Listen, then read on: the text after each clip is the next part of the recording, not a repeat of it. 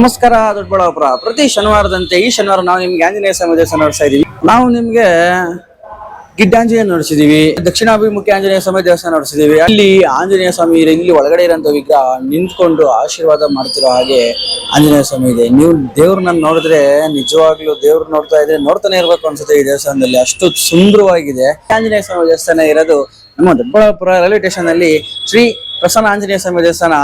ಈ ದೇವಸ್ಥಾನ ಸುಮಾರು 130 ವರ್ಷಗಳ ಹಿಂದೆ ಇದ್ದಿದ್ದಂತ ಹಳೆಯ ದೇವಸ್ಥಾನ.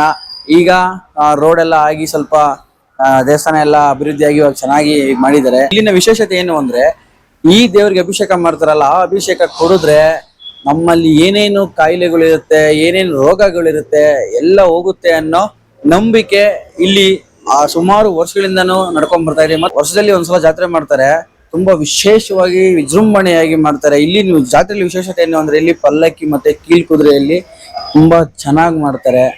ಯಾರೆಲ್ಲ ನಮ್ಮ ದೊಡ್ಡಬಳ್ಳಾಪುರದಲ್ಲಿ ಇರುವಂತ ರೈಲ್ವೆ ಸ್ಟೇಷನ್ ಇರುವಂತ ಪ್ರಸನ್ನ ಆಂಜನೇಯ ಸ್ವಾಮಿ ದೇವಸ್ಥಾನ ನೋಡಿಲ್ಲ, ಬಂದು ನೋಡಿ. ತುಂಬಾ ಚೆನ್ನಾಗಿದೆ, ದೇವರು ಅಷ್ಟೇ ಅದ್ಭುತವಾಗಿ ಸುಂದರವಾಗಿದೆ. ಎಲ್ಲರಿಗೂ ಒಳ್ಳೇದಾಗ್ಲಿ. ಜೈ ಆಂಜನೇಯ. ನಮಸ್ತೆ. ಇದು ದೊಡ್ಡಬಳ್ಳಾಪುರಿನ ರೈಲ್ವೆ ಸ್ಟೇಷನ್ ಸರ್ಕಲ್ ಅಲ್ಲಿ ಇರ್ತಕ್ಕಂತಹ ಶ್ರೀ ಪ್ರಸನ್ನ ಆಂಜನೇಯ ಸ್ವಾಮಿ ದೇವಸ್ಥಾನ. ಇದು ಸುಮಾರು 120ರಿಂದ 130 ವರ್ಷಗಳ ಹಳೆಯ ದೇವಸ್ಥಾನ ಆದ್ದು. ಇದು ಈ ಗರ್ಭಗುಡಿ ಎಷ್ಟಿದೆಯೋ ಅಷ್ಟೇ ರೀತಿ ಇರ್ತಕ್ಕಂಥ ಹಳೆಯ ದೇವಸ್ಥಾನದಲ್ಲಿ ಚಿಕ್ಕ ಮೂರ್ತಿ ಇತ್ತು. ಅದನ್ನ ನಮ್ಮ ಪೂರ್ವಜರಾಗಿರ್ತಕ್ಕಂತಹ ಲಕ್ಷ್ಮಣ ಪಂಡಿತರಾಗಿರ್ತಕ್ಕಂಥವರು 70 ವರ್ಷದ ಕಾಲ ಆ ಭಗವಂತನ ಸೇವೆ ಮಾಡಿ ತದನಂತರ ಈ ಒಂದು ದೇವಸ್ಥಾನ ದೊಡ್ಡದಾಗಿದೆ. ಇದು ಪ್ರತಿ ಶನಿವಾರವೂ ಕೂಡ ದೇವಾಲಯದಲ್ಲಿ ವಿಶೇಷವಾಗಿರ್ತಕ್ಕಂಥ ಅಭಿಷೇಕ ಹಾಗೂ ಅಲಂಕಾರ ನಡೀತಾ ಇರುತ್ತೆ. ಇದು ದೇವಸ್ಥಾನ ರಸ್ತೆ ದೊಡ್ಡದಾಗಿರ್ತಕ್ಕಂಥ ಕಾರಣದಿಂದ ಈ ಒಂದು ದೇವಸ್ಥಾನ ಜೀರ್ಣೋದ್ಧಾರವಾಗಿ ಈ ರೀತಿ ದೊಡ್ಡದಾಗಿರ್ತಕ್ಕಂಥ ದೇವಸ್ಥಾನ ಆಗಿದೆ. ಈ ವಿಗ್ರಹವೂ ಕೂಡ ಅಷ್ಟೇ ಚಿಕ್ಕದಾಗಿರ್ತಕ್ಕಂಥ ದೇವಸ್ಥಾನ, ಚಿಕ್ಕದಾಗಿರ್ತಕ್ಕಂಥ ಮೂರ್ತಿ ಆಗಿತ್ತು. ಇದು ಈಗ ಆ ವಿಗ್ರಹ ಸೌದಿರ್ತಕ್ಕಂಥ ಕಾರಣದಿಂದ ನಾವು ವಿಗ್ರಹವನ್ನು ಬದಲಾವಣೆಯನ್ನ ಮಾಡಿದ್ದೇವೆ.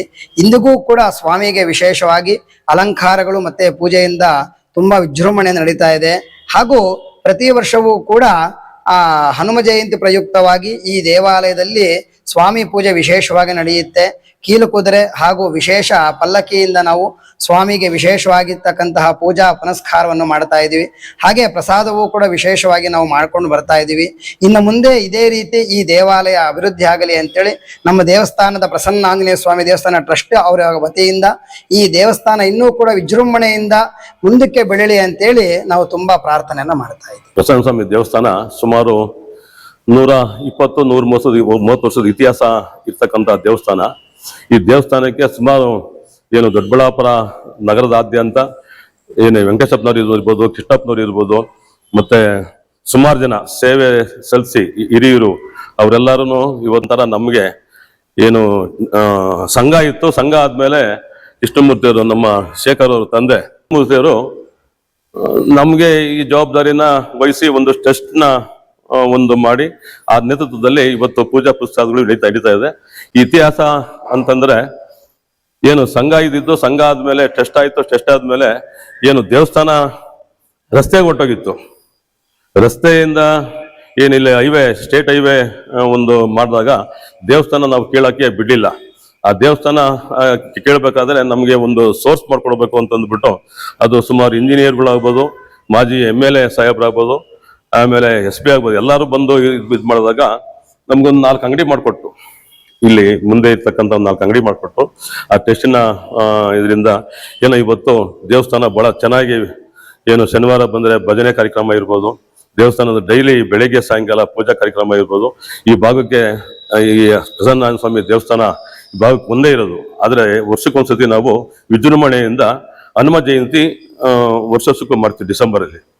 ಅದು ಕೀಲ್ಕುದುರೆ ಇರ್ಬೋದು, ಮತ್ತೆ ಪಲ್ಲಾಕಿ ಇರ್ಬೋದು, ನಾಥಸ್ವರ ಇರ್ಬೋದು, ಬಹಳ ವಿಜೃಂಭಣೆಯಿಂದ ಮುತ್ತೂರು, ಕಾಸ್ಬಾಗು, ರೈಲ್ವೆ ಸ್ಟೇಷನ್, ಸ್ಪೋರ್ಟ್ ಕ್ಯಾಂಪ್ವರೆಗೂ ಹೋಗಿ ಬರ್ತಕ್ಕಂಥ ವ್ಯವಸ್ಥೆ. 1000 ಜನ ಅವತ್ತು ಇಲ್ಲಿ ಸೇರ್ತಾರೆ. 1000 ಜನ ಸೇರ್ತಾರೆ. ಅಂದ ಸಂದರ್ಭ ಬೆಳಗ್ಗೆ 7 ಗಂಟೆಯಿಂದ ಸಂಜೆ 9 ಗಂಟೆವರೆಗೂ ಇರ್ತದೆ. ಈ ದೇವಸ್ಥಾನಕ್ಕೆ ಏನು ಕುಳುಗಳಿವೆ ಈಗ ಗುಡ್ದಳ್ಳಿಲಿ, ಏನು ಅವರು ವರ್ಷಕ್ಕೊಂದ್ಸತಿ ಪೂಜಾ ಪುಸ್ತಕ ಮನೆ ದೇವರು ಅಂತ ಮಾಡ್ಕೊಂಡಿದ್ದಾರೆ. ವರ್ಷಕ್ಕೊಂದ್ಸತಿ ಬಹಳ ಚೆನ್ನಾಗಿ ಈ ದೇವಸ್ಥಾನದಲ್ಲಿ ನಡೀತದೆ. ದೇವರು ಆಂಜನೇಯ ಸ್ವಾಮಿ ಎಲ್ಲಾರ್ಗು ಅಭಯ ಕೊಟ್ಟು ಅಭಯದಿಂದ ಎಲ್ಲರಿಗೂ ಮನೆ ಮಕ್ಕಳು ಇನ್ನೊಂದು ಮತ್ತೊಂದು ಒಳ್ಳೇದಾದ ಬಂದಿದೆ. ಇದನ್ನ ಏನು ನಾವು ಟೆಸ್ಟಿನ ನಾನು ಈ ಆಂಜನೇಯ ಸ್ವಾಮಿ ಪ್ರಸನ್ನ ಸ್ವಾಮಿ ಟೆಸ್ಟ್ ಅಧ್ಯಕ್ಷನಾಗಿ ಇಲ್ಲಿರ್ತಕ್ಕಂಥ ಎಲ್ಲ ನಮ್ಮ ಡೈರೆಕ್ಟರ್ಗಳು ಎಲ್ಲ ಸಹಕಾರದಿಂದ ಇವತ್ತು ಬಹಳ ಚೆನ್ನಾಗಿ ನಡ್ಕೊಂಡು ಹೋಗ್ತಾ ಇದೆ. ಎಲ್ಲರಿಗೂ ನಮಸ್ಕಾರ ಮಾಡ್ತಾ ನನ್ನ ಮಾತು ಮುಗಿಸ್ತೀನಿ.